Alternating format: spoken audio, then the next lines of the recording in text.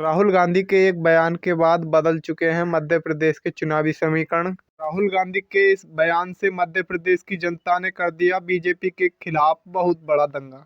राहुल गांधी के इस बयान के बाद मध्य प्रदेश के ओपिनियन पोल में हो गया बहुत बड़ा बदलाव। नमस्कार दोस्तों, आप देख रहे हैं पॉलिटिकल न्यूज़ विचार नंबर 1। मध्य प्रदेश में एक विशाल जनसभा को संबोधित करते हुए राहुल गांधी ने भाजपा पर निशाना साधते हुए कहा कि हम और मध्य प्रदेश की जनता भाजपा को 50 सीट भी नहीं दे पाएंगे। राहुल गांधी के इस बयान के बाद मध्य प्रदेश की जनता ने दे दिया बहुत बड़ा झटका। तो चलिए दोस्तों, आज के इस वीडियो को शुरू करते हैं और देखते हैं कि मध्य प्रदेश में किस पार्टी की सरकार बनेगी। क्या दोस्तों मध्य प्रदेश में कांग्रेस पार्टी की सरकार बनेगी? क्या दोस्तों मध्य प्रदेश में बीजेपी पार्टी की सरकार बनेगी? तो चलिए दोस्तों, देखते हैं आज की इस वीडियो। चलिए दोस्तों, आज के इस ओपिनियन पोल को शुरू करते हैं। दोस्तों, यदि आपने हमारे चैनल को सब्सक्राइब नहीं किया तो प्लीज़ हमारे चैनल को सब्सक्राइब अवश्य कर लें और वीडियो के कमेंट बॉक्स में अपनी राय अवश्य लिखें, क्योंकि लोकतंत्र को मजबूत बनाने के लिए जनता की राय बहुत महत्वपूर्ण होती है। वीडियो के कमेंट बॉक्स में अपनी राय अवश्य लिखें। तो चलिए दोस्तों, सबसे पहले बात कर लेते हैं हम उज्जैन की। उज्जैन के अंदर लोकसभा की 7 सीट है, जिसमें से बीजेपी के खाते में 3 व कांग्रेस को 4 सीट मिलने का अनुमान लगाया जा रहा है।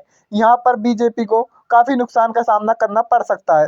तो चलिए दोस्तों, अब बात कर लेते हैं इंदौर की। इंदौर के अंदर लोकसभा की 9 सीट है, जिसमें से बीजेपी के खाते में 4 व कांग्रेस को 5 सीट मिलने का अनुमान लगाया जा रहा है। तो यहाँ पर भी बीजेपी को काफ़ी नुकसान का सामना करना पड़ सकता है। तो चलिए दोस्तों, अब बात कर लेते हैं जबलपुर की। जबलपुर के अंदर लोकसभा की 8 सीट हैं, जिसमें से बीजेपी के खाते में 4 व कांग्रेस को 4 सीट मिलने का अनुमान लगाया जा रहा है। यहाँ पर दोनों पार्टियों के बीच कांटे की टक्कर रह सकती है। तो चलिए दोस्तों, अब बात कर लेते हैं ग्वालियर की। ग्वालियर के अंदर लोकसभा की 6 सीट हैं, जिसमें से बीजेपी के खाते में 2 व कांग्रेस को 4 सीट मिलने का अनुमान लगाया जा रहा है। तो यहाँ पर भी दोस्तों बीजेपी को काफ़ी नुकसान का सामना करना पड़ सकता है। तो चलिए दोस्तों, अब बात कर लेते हैं छतरपुर की। छतरपुर के अंदर लोकसभा की 6 सीट हैं, जिसमें से बीजेपी के खाते में 2 व कांग्रेस को 4 सीट मिलने का अनुमान लगाया जा रहा है। तो यहाँ पर भी दोस्तों बीजेपी को नुकसान का सामना करना पड़ सकता है। तो चलिए दोस्तों, बात कर लेते हैं पन्ना की। पन्ना के अंदर लोकसभा की 3 सीट है, जिसमें से बीजेपी के खाते में 1 व कांग्रेस को 2 सीट मिलने का अनुमान लगाया जा रहा है। तो चलिए दोस्तों, बात कर लेते हैं सतना की। सतना के अंदर लोकसभा की 7 सीट है, जिसमें से बीजेपी के खाते में 3 व कांग्रेस को 4 सीट मिलने का अनुमान लगाया जा रहा है। तो चलिए दोस्तों, बात कर लेते हैं दतिया की। दतिया के अंदर लोकसभा की 3 सीट है, जिसमें से बीजेपी के खाते में 1 व कांग्रेस को 2 सीट मिलने का अनुमान लगाया जा रहा है। तो चलिए दोस्तों, बात कर लेते हैं भिंड की। भिंड के अंदर लोकसभा की 5 सीट, जिसमें से बीजेपी के खाते में 2 व कांग्रेस को 3 सीट मिलने का अनुमान लगाया जा रहा है। तो चलिए दोस्तों, बात कर गुना की। गुना के अंदर लोकसभा की 4 सीट है, जिसमें से बीजेपी के खाते में 1 व कांग्रेस को 3 सीट मिलने का अनुमान लगाया जा रहा है। यहाँ पर भी बीजेपी को काफ़ी नुकसान का सामना करना पड़ सकता है। तो चलिए दोस्तों, बात कर लेते हैं सागर की। सागर के अंदर लोकसभा की 8 सीट है, जिसमें से बीजेपी के खाते में 3 व कांग्रेस को 5 सीट मिलने का अनुमान लगाया जा रहा है। तो यहाँ पर भी दोस्तों बीजेपी को काफ़ी नुकसान का सामना करना पड़ सकता है। तो चलिए दोस्तों, बात कर लेते हैं मुरैना की।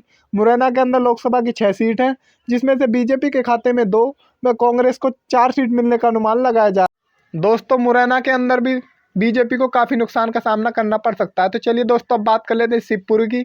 शिवपुरी के अंदर लोकसभा की 5 सीट है, जिसमें से बीजेपी के खाते में 2 व कांग्रेस को 3 सीट मिलने का अनुमान लगाया जा रहा है।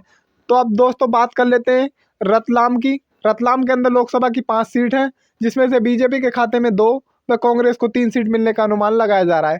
तो दोस्तों यहाँ पर भी बीजेपी को काफ़ी नुकसान का सामना करना पड़ सकता है। तो चलिए दोस्तों, बात कर लेते हैं टीकमगढ़ की। टीकमगढ़ के अंदर लोकसभा की 4 सीट है, जिसमें से बीजेपी के खाते में 1 व कांग्रेस को 3 सीट मिलने का अनुमान लगाया जा रहा है। तो चलिए दोस्तों, अब बात कर लेते हैं भोपाल की। भोपाल मध्य प्रदेश की राजधानी भी है।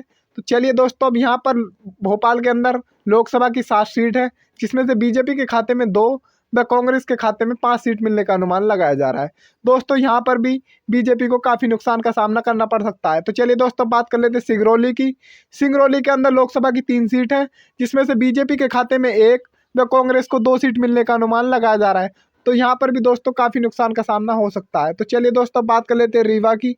रीवा के अंदर लोकसभा की 8 सीट है, जिसमें से बीजेपी के खाते में 4 व कांग्रेस को 4 सीट मिलने का अनुमान लगाया जा रहा है। यहाँ पर दोनों समान सीट मिल सकती है।